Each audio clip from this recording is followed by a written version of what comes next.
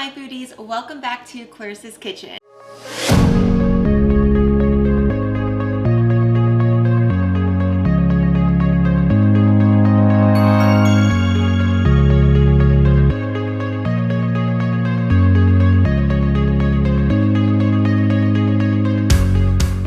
So we just need to point this out here for a minute.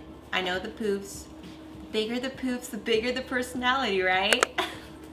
Okay, let me keep it real. I was on the hunt for an outfit to match the recipe we're gonna be making today. And what better way to reel in the new year by making a white sangria. Now, in addition to this dress, I also listed some of the products I'm using in this video right down below in case you guys are interested in getting them. Now, before we begin, make sure that you hit the like button, subscribe, and notification bell right down below because I'm coming out with videos almost every single week. Now, without further ado, let's begin this very simple, fun recipe.